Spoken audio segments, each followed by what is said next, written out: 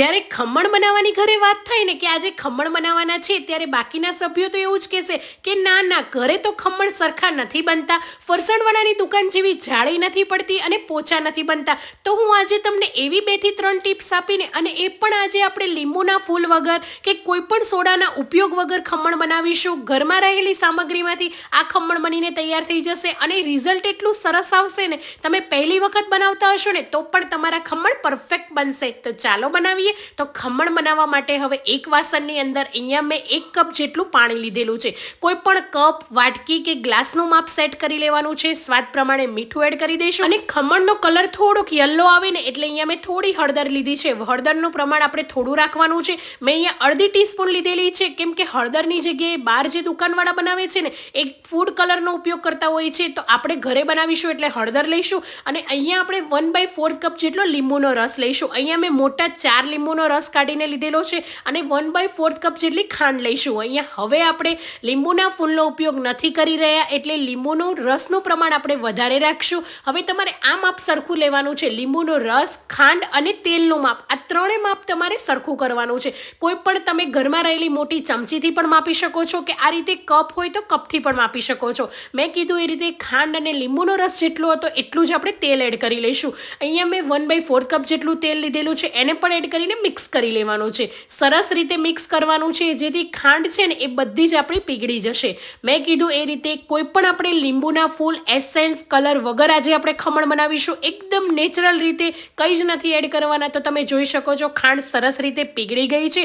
હવે આપણે બેસન લેવાનો છે. તો ખમણ બનાવવા માટે માર્કેટનો જ બેસનનો ઉપયોગ કરવાનો છે. તમે ઘરના બેસનથી પણ બનાવી શકો છો, પણ એમાં છે ને થોડી જાળી તમારે ખમણમાં ઓછી પડશે. બાકી ઘરની ચણાની દાળમાં પણ રિઝલ્ટ આવશે, પણ જાળી ઓછી પડશે. તો આ રીતે મેં અહીંયા 2 કપ જેટલું બેસનને ચાળી લીધેલો છે. માર્કેટનો પેકેટનો બેસન છે એને આ રીતે ચાળવો ખૂબ જ જરૂરી છે.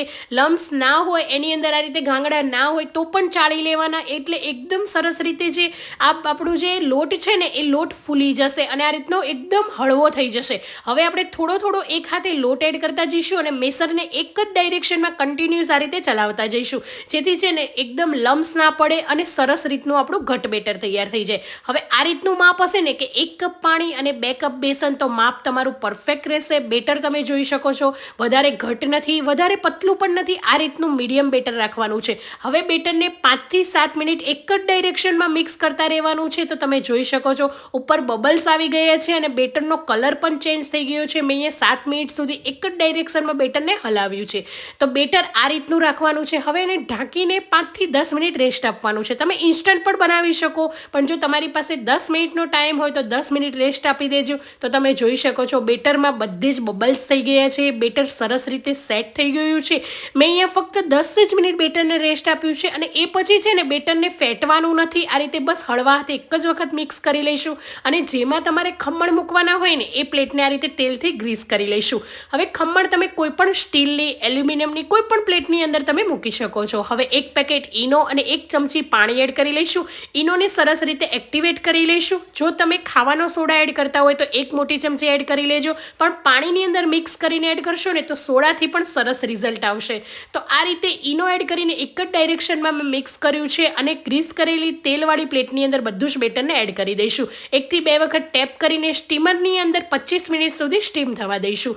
સ્ટીમરને જ્યારે તમે બંધ કરો છો ને એ પછી એક પણ વખત ખોલવાનું નથી, ચેક નથી કરવાનું કે કેવા ખમણ બન્યા છે.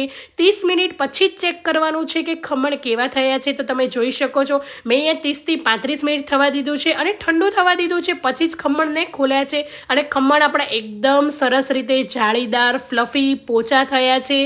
જ્યારે ખમણ બનાવો ને ઉપર આ રીતે ક્રેક્સ આવે એટલે કે ફાટવા લાગે ને આ રીતે, એ ખમણ તમારા પરફેક્ટ હોય. હવે ખમણને સાઈડની કિનારીથી અલગ કરીને કોઈ પણ પ્લેટમાં કે આ રીતે મોટા વાસણની અંદર ડીમોલ્ડ કરી દઈશું અને તમે જોઈ શકો છો રિઝલ્ટ નીચે સુધી જાળી છે અને એટલા પોચા થયા છે. બેટર આપણે અડધું જ એડ કરેલું ફૂલીને ડબલ થઈ ગયા છે.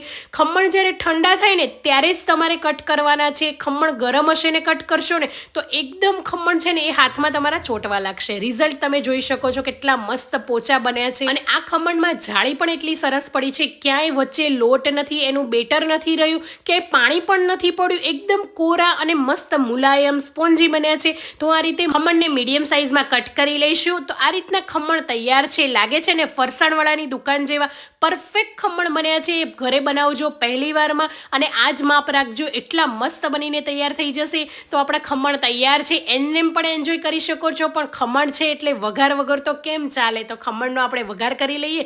તો એક વાસણની અંદર આપણે મોટી 2 ચમચી જેટલું તેલ એડ કરીશું. તેલને સરસ રીતે ગરમ કરી લઈશું.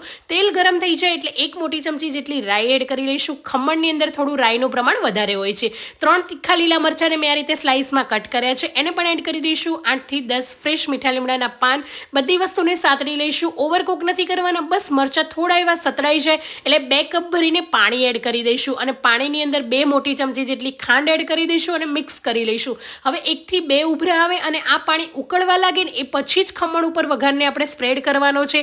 પાણી ઉકળેલું નહીં હોય ને તો આ પાણીમાંની અંદર ખાંડ હશે એટલે ખાંડને બરાબર મિક્સ કરીને આપણે ઓગાળી લઈશું અને પાણીને ઉકાળી લઈશું. તો 2 થી 3 ઉભરા આવી ગયા છે. ગેસની ફ્લેમ બંધ કરી લઈશું. વઘારને ખમણની ઉપર આ રીતે સ્પ્રેડ કરી લઈશું. તો વઘાર આ રીતે ગરમ રાખવાનો છે અને ખમણ ઠંડા રાખવાના છે. બસ વઘારને આ રીતે જ ઉપર સ્પ્રેડ કરવાનું છે.